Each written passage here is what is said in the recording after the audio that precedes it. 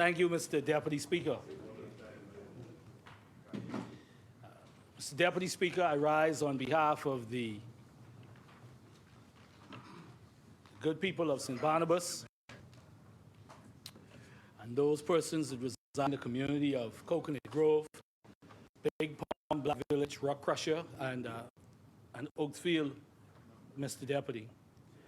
I continue to be grateful to them for this opportunity to now be serving in my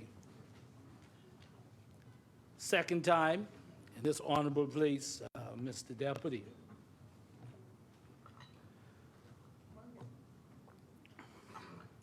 Mr. Deputy, this discussion debate today, as is every debate, is a very important debate to the people of the Commonwealth of the Bahamas and the future of the Commonwealth of the Bahamas and what type of country do we want to see and continue to build for future generations of Bahamians, Mr. Deputy. Mr. Deputy, this larger issue of crime, Mr. Deputy, we have been grappling with in many variations, Mr. Deputy, over the many decades, and governments have done their endeavor best, some of the Bahamian people would say, to bring some necessary changes and reforms and relief as it relates to the crime issue in the Commonwealth of the Bahamas. Mr. Deputy, this amendment to the Bail Act, Mr. Deputy, this government bringing this bill to this Parliament to be amended, it is quite interesting, Mr. Deputy. For Yamakwa, use the phrase that's going around a lot now, not to politicize, depoliticize crime, not to politicize crime, Mr. Deputy. And we agree. The opposition has been consistent in saying that crime is not a political issue and that we ought not make it a political issue. Meaning that no one has said that the government is responsible for someone being murdered. No one on this side has said that the government knows where people are going to get murdered and they don't stop it. That would be politicizing crime. But what is not politicizing crime, Mr. Deputy, is for the opposition and every right-thinking Bahamian who cares about this country to have expectations and offer constructive criticism to the government for where they've been lacking, Mr. Deputy.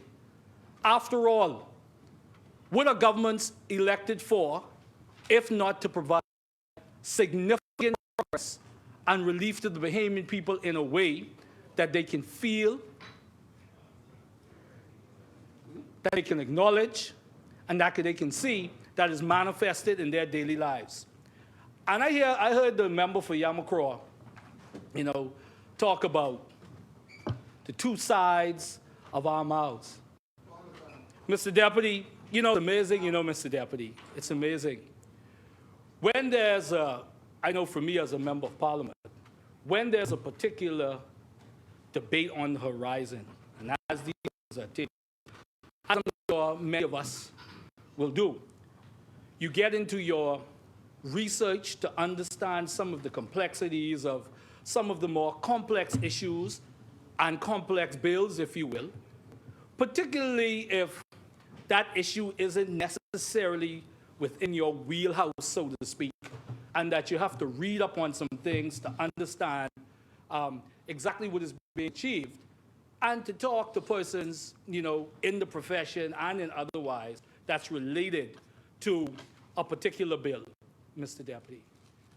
Mr. Deputy, I just find it remarkable, Mr. Deputy, that 2 years in, Mr. Deputy, that 2 years into this administration, 2 years in, after having had a record month in March of 2022, which was 22 murders. That was in March of 2022. And in that same year, 128 murders in the Commonwealth of the Bahamas. That now the government is saying now, I heard earlier today, I think it was the member for Michael, that this government should be applauded for moving swiftly. 2 years in, that this government is moving swiftly, Mr. Deputy. After 22 murders in March of 2022 and 128 murders, the second largest amount of murders in the Commonwealth of the Bahamas. In the history. Right? So, Mr. Deputy, no, Mr. Deputy, and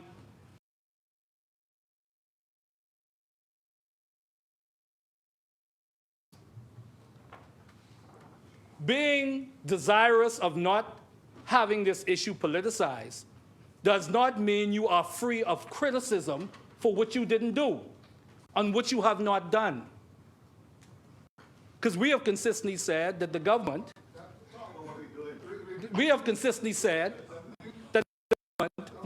Mr. Deputy, that's what we've said. So, Mr. Deputy, what the government is proposing today, in the first month of 2024, where was this 2 years ago? Where was the sense of urgency? Why now? Where was the sense of urgency, Mr. Deputy? Mr. Deputy,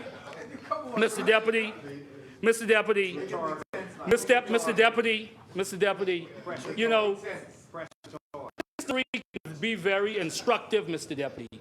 History can be very instructive, Mr. Deputy. Mr. Deputy, in 2011, the F&M government, under the leadership of the Right Honorable Hubert Ingram, brought to this Parliament a suite of legislation to deal with the crime issue in the Commonwealth of the Bahamas, Mr. Deputy. Right. And Mr. Deputy, I'd like to read for you, Mr. Deputy, that in 2011 in this Parliament, the member for Cat Island, Rumkey, and San Salvador made a very important point. Mr. Deputy. And how I came upon these things, Mr. Deputy, is because like everybody else, you do research to hear the views of past parliamentarians, and particularly those persons who you know that have a very succinct and informative view of the issues in the country, Mr. Deputy. And so it was said in here, and I believe that you can take out where it says F&M and you can put PLP. It says here, we are here today to discuss not just an important issue, but the most important issue facing the Bahamas. This was 2011. This is now 2024. A government's first responsibility is to protect citizens. And the honorable member at that time said, after 4 of the most violent years in our nation's history, it is clear to all that this responsibility has not been met. I wish to focus on those words just to say, Mr. Deputy, that we are here today, not just to deal with an important issue, but the most important issue facing the Commonwealth of the Bahamas.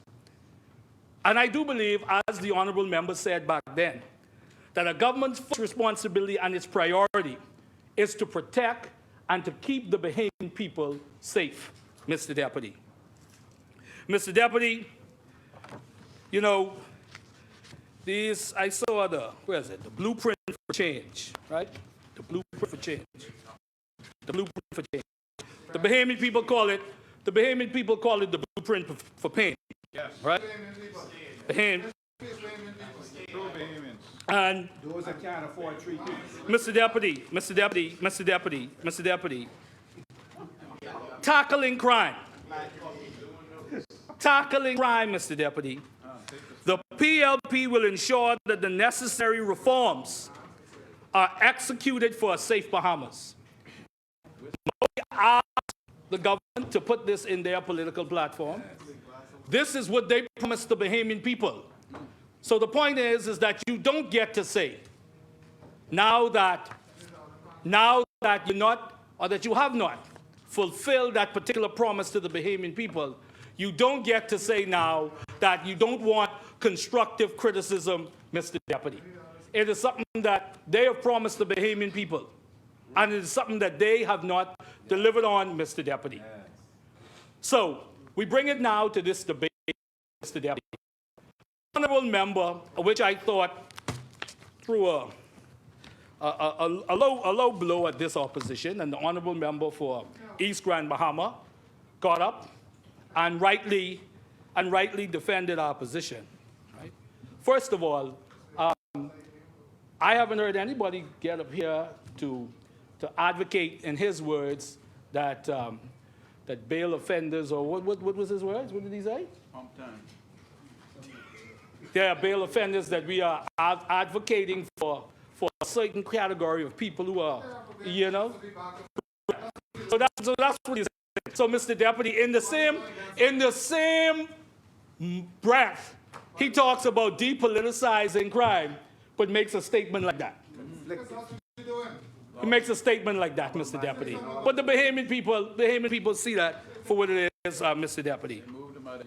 Mr.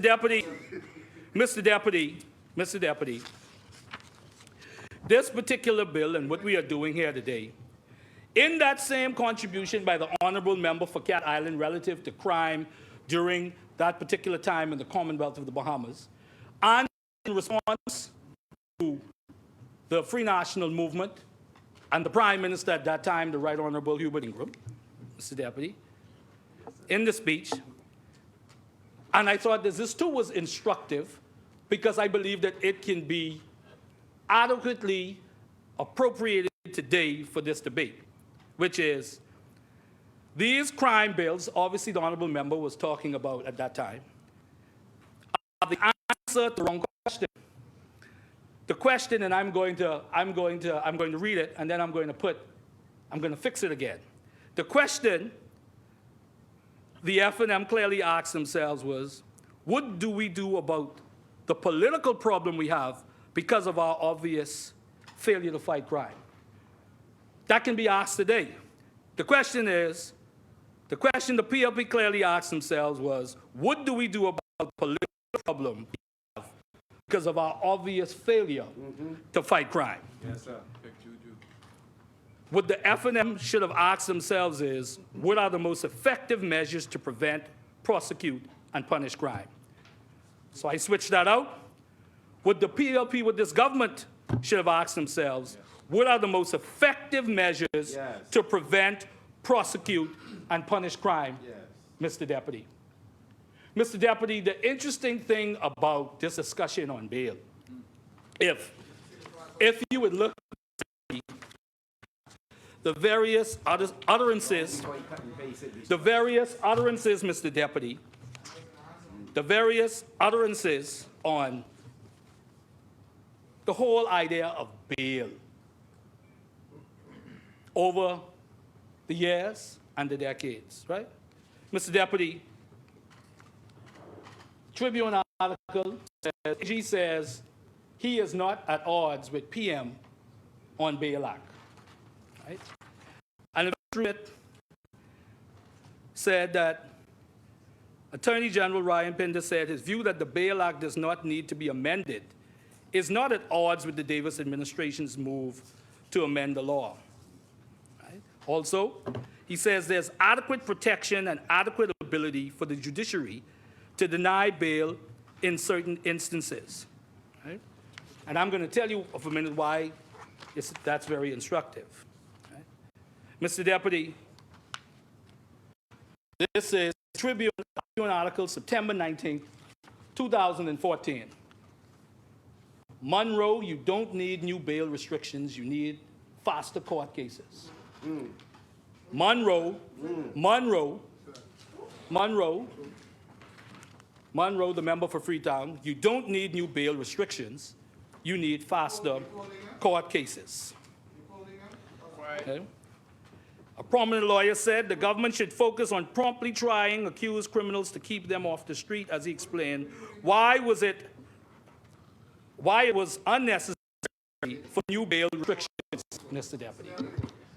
What's the point of order, Mr. Deputy? The chair recognizes the honourable member for Yamacraw. What's the point of order? Sit down. Yeah. There you go. Mr. Deputy, the member is quoting from numerous articles, clearly identified, but he's not identifying where he's quoting from. He's just using quotes, and he's calling last names. The member must adhere to the rules when it comes to quoting from articles, and is he adopting and laying the quotes that he are making? Thank you, honourable member. Thank you very much, Mr. Deputy. Thank you very, very, very, very much, Mr. Deputy. All right? Mr. Deputy, I pointed out these quotes for a very important reason, that there has been a number of different perspectives laid out publicly relative to this issue of bail for years and decades now. Right? I would have obviously just talked about this article where it says AG says he's not at odds with PM on Bail Act because of some comments that he made about the efficacy of amending the Bail Act. So what it, in my view, in my humble view, Mr. Deputy, and I think in the view of a number of Bahamians, is this. With that issue being bantered around in terms of perspectives and no clear-cut position from members of the government relative to bail and the issues surrounding bail, it is clear, Mr. Deputy, that this issue here, as it relates to the larger issue of dealing with crime in the Commonwealth of the Bahamas, right, it is, if I could use a word, clearly it is not as consequential to the issue of crime overall in the Commonwealth of the Bahamas. Not saying that it may not be necessary. The point that I'm making is, Mr. Deputy, what I wish to, and I'm sure this opposition wishes to, keep in the fore of the government on behalf of the Bahamian people is that we have a major problem, Mr. Deputy, major problem, that we continue not to deal with in a significant way, particularly issues of prevention, Mr. Deputy, and what it is that will cost us now in the next 20, 30 years to see major, major gains, Mr. Deputy. We are still refusing in many ways to deal with the issue that continues to plague us, continue to plague the Bahamian people, Mr. Deputy. And 2 years later, Mr. Deputy, 2 years later, the audacity of the government, the audacity of the member of Yamacraw to stand up and to make such statements about the opposition and two sides of their mouths, Mr. Deputy. Where are the reforms, Mr. Deputy? The government must accept the responsibility that constructive criticism and debate about what they are doing and not doing is an acceptable part of our democracy and an acceptable part of what we do here. This notion that the government should be free, or when the government gets constructive criticism, ideas, suggestions, or that members of this side, members opposite, will channel and reflect the frustrations and the anger of the Bahamian people, you're politicizing it. Yamacraw, where was your voice when the billboards were put up? Yeah. Right? You weren't around. Yeah. Right? So if you want to stand up on principle, stand up now and say that the billboards were a problem. The chair recognizes It the don't honorable matter. He member can say for right now. Yamakura.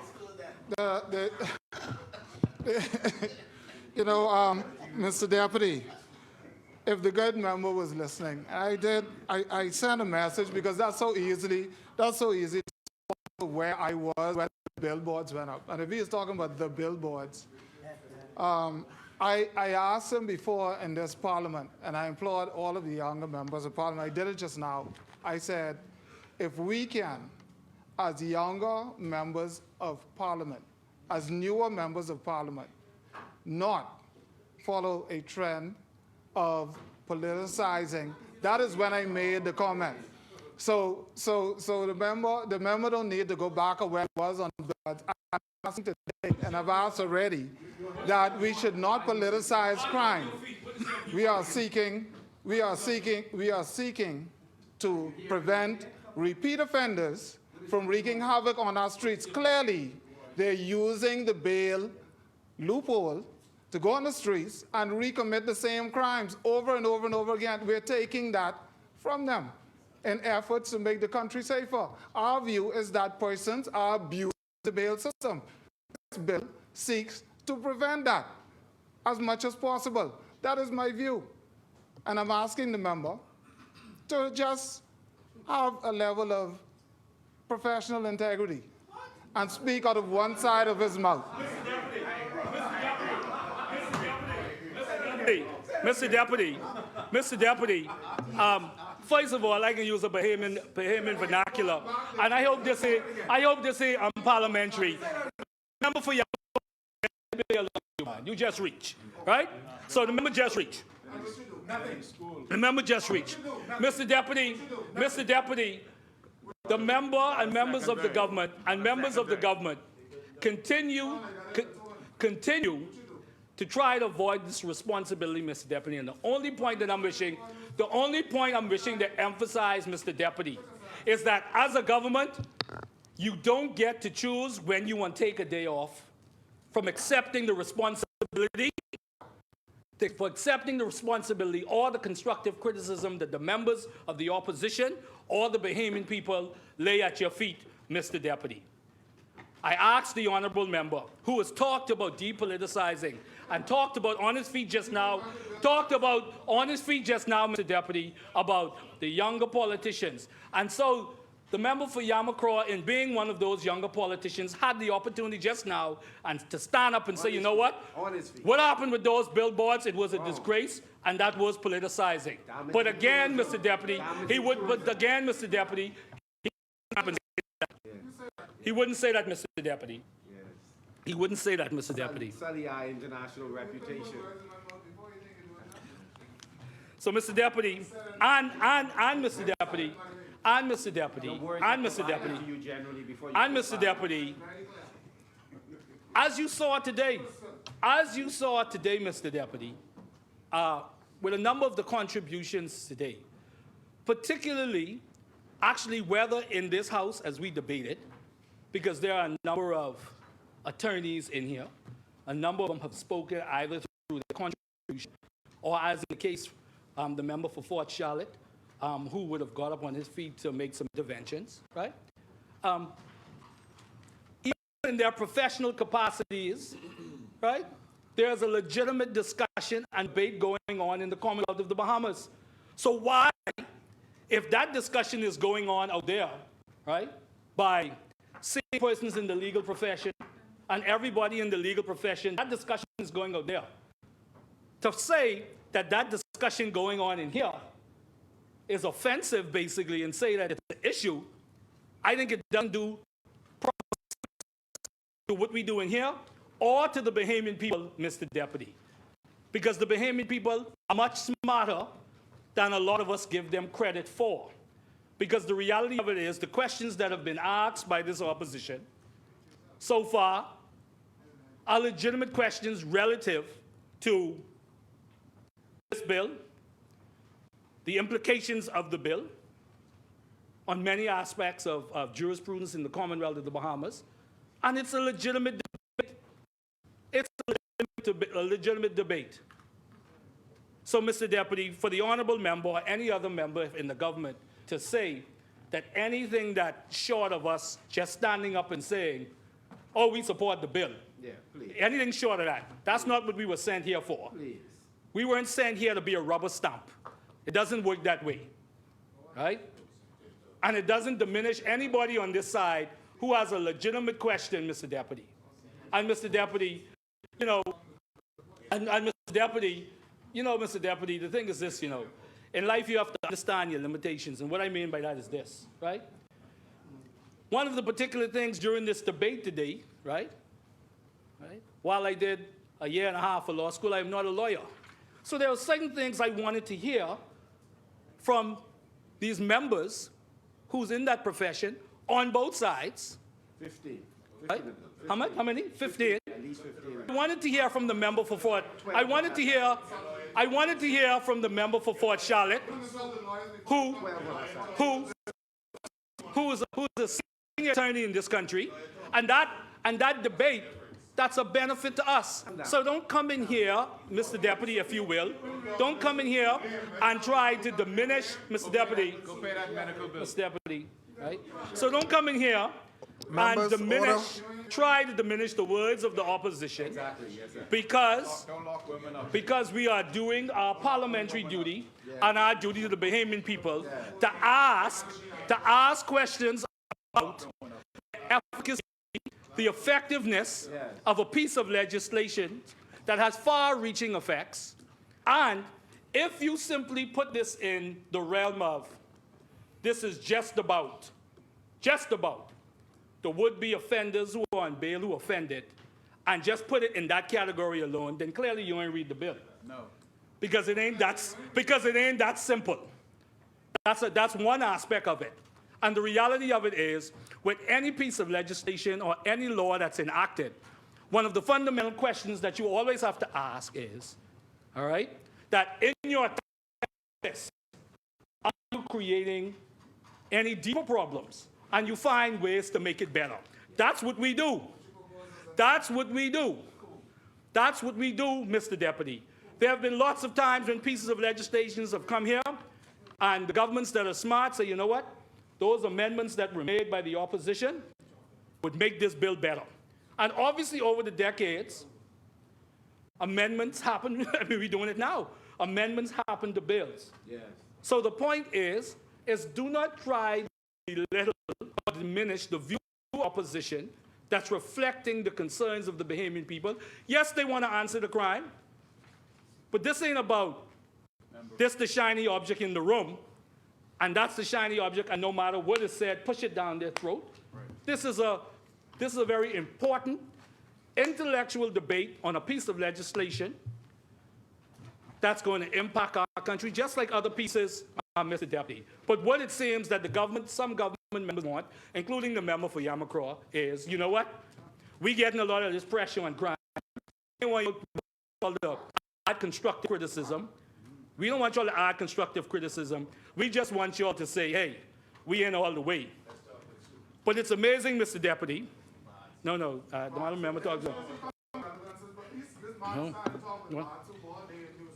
No. So, Mr. Deputy, it's amazing that some members of the government, including the member for Yamacraw who got up, right? They want the kumbaya moment. They want the kumbaya moment, Mr. Deputy, but they don't want the criticism, the justifiable criticism that comes along with it. We have said, Mr. Deputy. The chair recognizes the member for Yamacraw. I'm not yielding, Mr. Deputy. I'm not yielding, Mr. Deputy. The member has repeatedly, over and repeatedly, identified in his speech since I made a point, a very clear point earlier, seemed to have struck a tone with the member. And he continually attribute... Honorable member. He attributes something that... One second, members. The chair recognizes the honorable member for Yamacraw. Thank you. The member is he's falsely attributing words in respect of what I've said. I made it very clear to the member that we have an opportunity to change how we debate in this House, how we express our displeasure with certain things, and particularly I made the suggestion that we move in a different way when it comes to crime, that we do not politicize crime. He is saying I'm asking for a come-by-your moment. I'd ask for no such thing. That's his words. I'm asking that the member, if he want to refer to me, he be accurate, and I used earlier, have some intellectual integrity and professional integrity, because we're both in this House sitting. You know what I said, I know what you said, and I'm bringing a point of order based on what he is attributing to me that is totally untrue. And withdraw it or just go in a different direction. The only point I'm making is every time respectfully, the member for Yamacross, You called him a name again. he continues to dig a hole. Because on one hand, he wants to talk about depoliticizing, right? But before you make that statement, one of the things you have to do is to come with clean hands. So in other words, you know what you say, in my view? You know what you say, in my view, Mr. Deputy? And you say, you know what? That we have all politicized it. When we did the billboards on crime, we politicized it. But again, going back in time, the point I'm making, Mr. Deputy. Order, members. Right? The point, Mr. Deputy, the point is, Mr. Deputy, right? The honorable member continues to stand, but does not want to acknowledge many of the points that I made, Mr. Deputy. So, and we have not said, I've not heard any member categorize, articulate what the opposition is going to do or has done. Has anybody done that? Relative to this bill? No, we know he's misguided. Nobody has done that. That's my point, Mr. Deputy. Constructive, it's all or nothing. You can't try to make the bill better. You can't give constructive criticism. There's only one way that they desire for this to go, Mr. Deputy. But it does not work that way, Mr. Deputy. This is the Commonwealth of the Bahamas. This ain't North Korea. All right? This is about a debate and discussions, Mr. Deputy. So, Mr. Deputy, I believe, Mr. Deputy, that we continue to miss an opportunity, Mr. Deputy, continue to miss this opportunity. And let me say for the record, while I see the member for human rights here,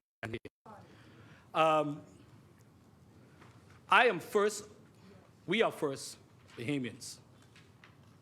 But for my contribution, I am first a Bahamian. And while we have our challenges and we are dealing with those challenges and how we fix those, and we are in here, I do believe, Mr. Deputy, that we should fight and we should reject any agenda by any international outlet and otherwise to paint this country in a light that's true, and that's not accurate. And I fundamentally believe that, Mr. Deputy. And I know, I feel comfortable in saying that all of the members feel the same way, Mr. Deputy. Yes, all of the members feel the same way. Yes. So then, too, just to emphasize, too, just to emphasize, too, so anyone who suggests otherwise, we met strong conviction and vehemently opposing those type of views wherever they come from, yes. Mr. Deputy. So, Mr. Deputy, as I wrap up, Mr. Deputy, I believe, Mr. Deputy, this is a clarifying moment for us as a people. And the broader point that I've continued to make on this issue of crime is, right, how do we stop a young child in school today who unfortunately is being exposed to certain things that unfortunately will allow them to embrace a criminal life? How do we stop that child today from becoming, unfortunately, and God forbid, a victim of crime or the suspect of crime 20 years from now? I believe that right there, Mr. Deputy, is the ultimate goal. Because as I said last week, because there will not be a prison big enough to hold the amount of criminals that we will have in this country 30 years from now, 40 years from now, Mr. Deputy. Mr. Deputy, thank you very much. Thank you, Honorable Member.